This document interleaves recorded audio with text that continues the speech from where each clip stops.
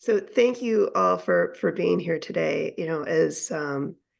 As we, if most of you had an opportunity to listen in on church service or be in church service, we're celebrating Palm Sunday today.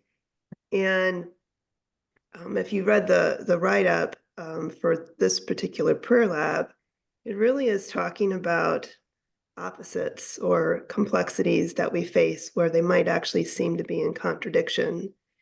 And Palm Sunday is really no exception to that.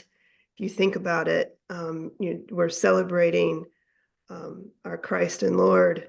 He's going through the town on a donkey and being celebrated, and the inevitable is going to happen in terms of his crucifixion on the cross. And it's one of these things that is a very vivid picture, at least for me, in my mind, of what this looks like. And it always is an interesting experience for me to listen in and be part of Palm Sunday, because it is celebration, yet at the same time, we know what's going to happen. And so there's conflict, at least for me, in terms of how I should feel and how I act during Palm Sunday. And so when thinking about this prayer lab for today, what really resonated with me was this whole concept of equanimity. And this is a word that I had not heard of at all until a few years ago. And it is something that I learned as part of practicing mindfulness. And the definition of equanimity is really, it's a term of composure. So like if you're thinking like someone who's level-headed or even keel, and it's someone who really has a lot of emotional calmness and being really present with what's happening, especially in really difficult circumstances. And when I do a prayer lab, I always do research online, and I find very interesting things as I do research. And one of the things that I usually put in my searching is, what are some Bible verses that are in alignment with the topic that I want to talk about? And this term of equanimity, really, it doesn't exist in the Bible, first off. But yet there was one Bible verse that popped up that was very, it represents what equanimity is. And so this was from Proverbs 16, verse 32. Whoever is slow to anger is better than the mighty, and he who rules his spirit is better than he who takes a city. And so this is the closest that you'll find in the Bible around equanimity. Yet, really, if you think about it, Jesus is really the role model of equanimity. And I happen to find a writing that was done by David Mathis, who happens to be a pastor at City's Church in St. Paul. And I wanted to share this with you because I thought it was just a wonderful description of Jesus as this role model, if you will. As we look habitually to Christ, we observe a man who is stunningly calm. What composure, what self-control, what holy equanimity he demonstrates again and again when failed by his disciples, imposed upon the well-meaning, challenged by the sophisticated, and disrespected by the authorities. He even shows us what calm is possible in our own storms by what he did in a literal storm. He slept. Sinless as he was, Jesus had his emotional moments as he dwelt among us. We do not presume he was calm when he took up a whip and cleared the temple with zeal, or when he wept at Lazarus' tomb, or when he prayed in anguish in the garden with loud cries and tears. Yet apart from a few exceptions, the Christ we encounter in the Gospels is strikingly calm. A man of equanimity, indeed, a model of the kind of composure that we, his people, want to grow in, can grow in by the power of his Spirit. So I found it was just wonderful to find this writing, and that he's also local, by the way, which was just awesome to find out. Um, I always enjoy doing research. Excuse me, sorry, my nose is running. Um, so I wanted just to share that because it's just something that really hits home for me, where we deal with things, challenges all the time, every day. Some are big, some are small. And we have the power of choosing to react or not to react, or how to respond.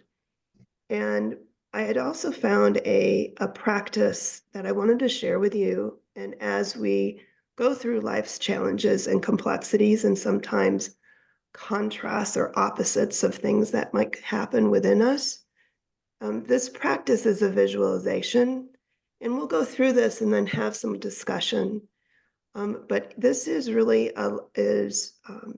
this practice is really to help allow us to see a situation as more objectively rather than emotionally. And so during this practice, I'm going to refer to a bothering situation, to allow yourself to visualize one that is challenging, but not like the most challenging. And if at any time going through this practice, if it gets too difficult for you, just allow yourself to focus in on something else, either the rising and fall of your chest, your breathing, or something else. That is totally fine. Okay. So let's begin. You can get into a comfortable position, having both feet on the floor. If you are comfortable doing so, you can close your eyes, or you can keep them open in a soft downward gaze. Allow yourself to take a deep breath in, all the way in, and then slowly release it until your lungs are completely empty. And again, take another deep breath in, and slowly exhale all the way out.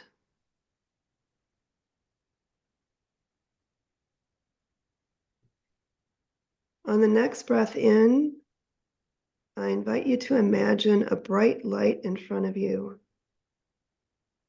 It is full of God's peace and love. Breathe that light deep into your lungs, all the way in, and then release it and breathe out all of the darkness, pain, frustration that lives inside of you.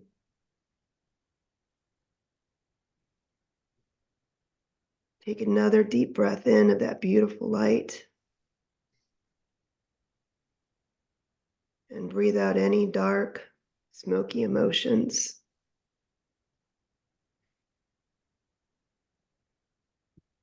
And now allow yourself to breathe normally.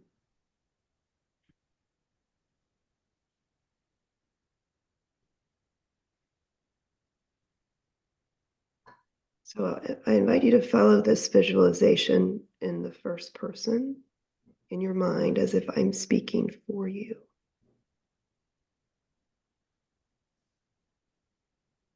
There's a situation that is really bothering me.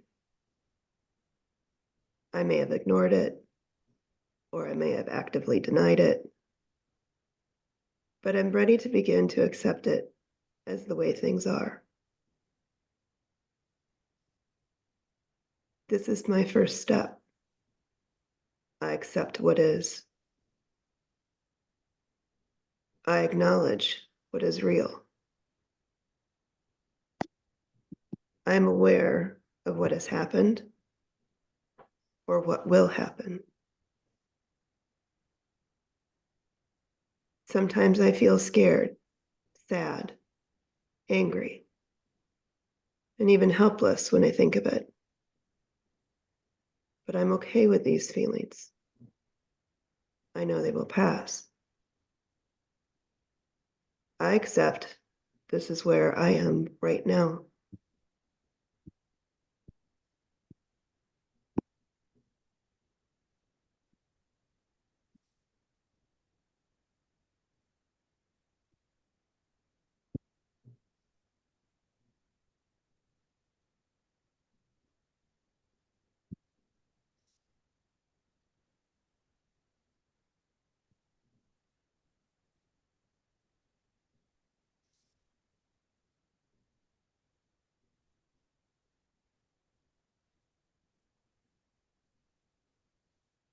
I'm going to allow them to just be.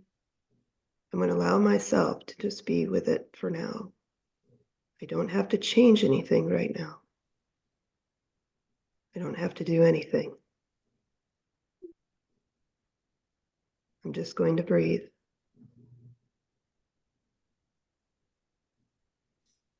And now I'm going to take a journey.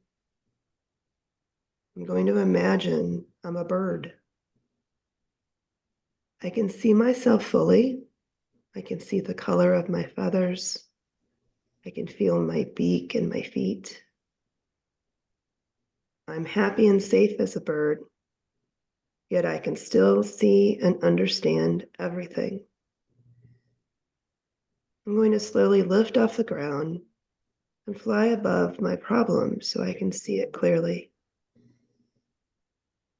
I'm an observer, a bird looking at this situation, and I'm going to fly freely and see all parts of the situation and the people involved. A challenge may have multiple causes. Often things aren't simple. So as this bird, I'm going to stay above the situation and look at it in detail. There is no judgment. I am an observer. I don't have to fix anything.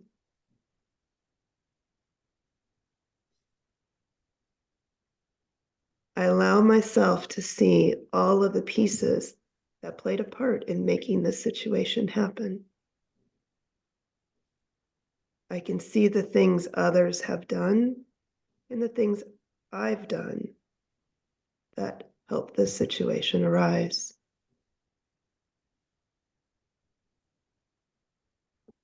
I'm making peace with it.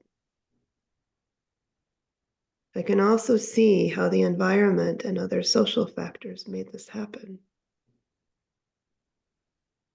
I'm making peace with that. I can see it all clearly.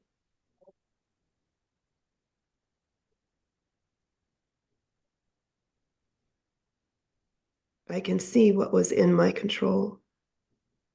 I can also see what is not in my control.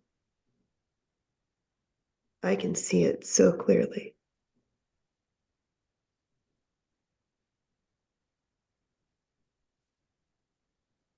Now I can come back and put both feet on the ground.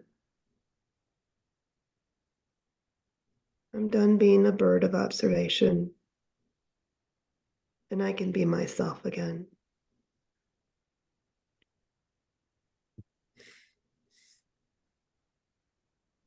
I know what is true, and I stand in this truth.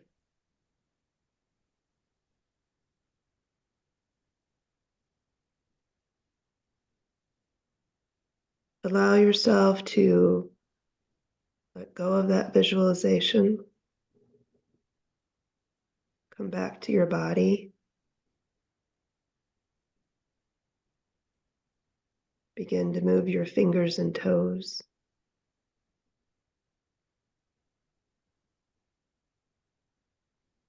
And when you are ready, you can open your eyes.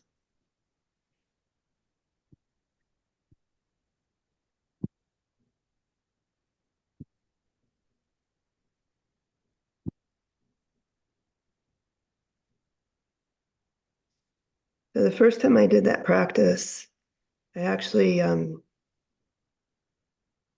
what actually came to mind was actually like observing Jesus at that time in the garden and what that might have been like, what must have been like, what it was like for him. And so this practice is something that I use when I do face a very difficult situation, and it helps me be more objective to things. Doesn't mean the emotions are gone, because they're not. They're there and they're alive and well. But I wanted to share that with you, especially on today, with a day of contrasts and complexities. Yeah, absolutely. And in fact, it's something, um, it's really something where you could even have emotions that are in conflict with one another. And that's okay. You know, we live in a world where maybe sometimes it's easier to feel one way or the other, yet equanimity helps us feel one way and the other. And it's something where it's recognizing that. It doesn't mean that they're gone or they're not valid, because they are absolutely valid. You know, so maybe there's an example of being angry and sad at the same time. This is something that I face, especially when, you know, if there's a loved one that's dealing with cancer or something like that. And it's okay to feel those emotions together and feel love at the same time. So they feel like there's all this swirl and conflict that might bubble up, and it's a practice that allows for, yes, this is all real and it's okay. And it is about uh, choosing to respond to all of that rather than simply reacting.